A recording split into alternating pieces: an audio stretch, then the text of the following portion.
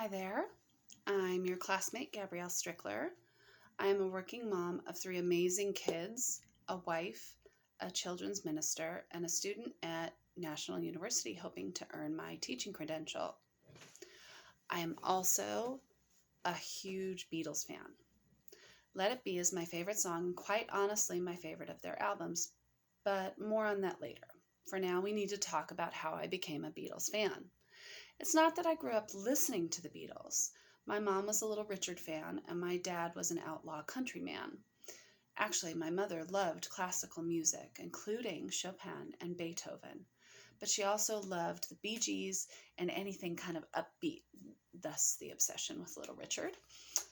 My dad, as you can probably tell from the outlaw country comment, loved Willie Nelson, Merle Haggard, and Hank Williams Jr. My generation wasn't the Beatles generation either. I am a Gen X kid. We had Rick Astley, U2, George Michael, Michael Jackson, Depeche Mode, Oingo Boingo, and a-ha. There was also Run DMC and NWA. In my early 20s, we were listening to grunge music like Nirvana, Soundgarden, and Pearl Jam. Hip-hop was still around with Beastie Boys and Cypress Hill. To be honest, I'm a bit of a traitor to my generation because I was not a huge grunge fan. I liked the Beastie Boys and Cypress Hill, but not so much the grunge stuff. Green Day didn't totally hurt my feelings, and Alanis Morissette was a female voice I could at least relate to, but grunge just wasn't my thing.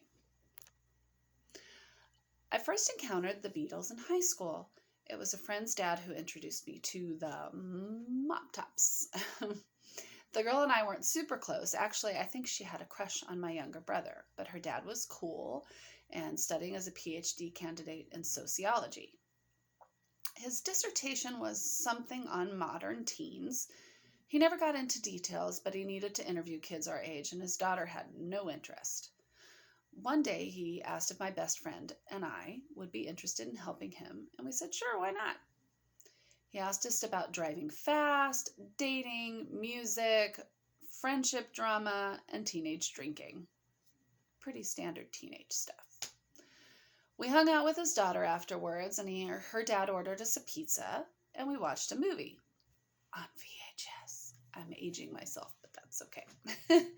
We hung out with his daughter for a while, and it's interesting. I don't remember her name, and I don't remember her dad's name, but I remember the movie.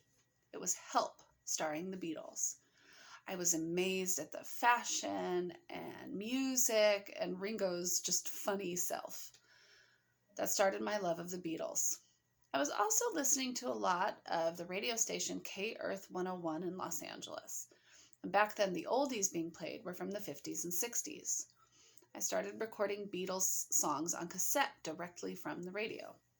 Soon I had a whole collection, eventually, and loved all of their songs. As it seems to go when we are young, I grew apart from that friend. We lived in student housing. My mother was a PhD candidate also. And it's similar to military housing with friends and families always shifting in and out. But the Beatles stuck with me as I started a drama program at my local city college. I actually met my future husband in an acting class there, and we were set up for a scene together, and we hit it off right away, talking for hours instead of rehearsing our scene. He asked me what music I liked, and I said the Beatles and oldies. He grew up with ex-hippie parents, and unlike me, knew the Beatles backwards and forwards. He asked me what my favorite album was, and I said, not the White Album. If you say you are a Beatles fan, you get asked this question often. He laughed and was impressed that I thought the White Album was overrated and too standard an answer. I told him at the time that I didn't have a favorite. I just liked it all, which was the truth. Today, if you ask me my favorite Beatles album, I will always say Let It Be. My husband and I lived together for 6 years, got married, and then eventually had my first child when I was 35. Like many of us Gen X kids, we were hesitant to commit and took our time creating our families. Thankfully, my husband and I managed to grow up together. And after my son was born, I really grew to love the title song on that album. It was about Paul McCartney's mother and not Mary from the Bible, as many people often assume. He was seeing her in his dreams and wrote the song. Apparently, these dreams occurred during a particularly difficult time for the Fab Four. As my son grew older, he began to love it too. We bonded over it being mother and son, but also because it is a truly beautiful song. My husband loves Abbey Road. Look at that.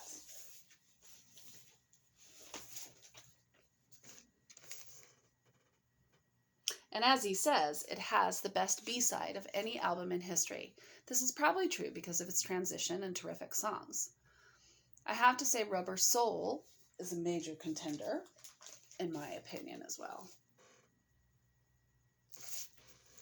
But it is Let It Be that reminds me of when my son was little, and it holds a special connection for just he and I.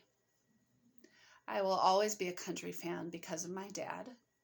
I can remember my mom studying and writing for her PhD to the sounds of Chopin and Beethoven, and they will always feel like home because of it. Bebop and Little Richard make me think of times when my mom danced in grocery stores, embarrassing my teenage self. The music of my generation reminds me of when I was young and had my future in front of me. But the Beatles will forever feel like mine because I discovered them outside of the music of my upbringing. They are the new memories of the life I built for myself with my husband and my children.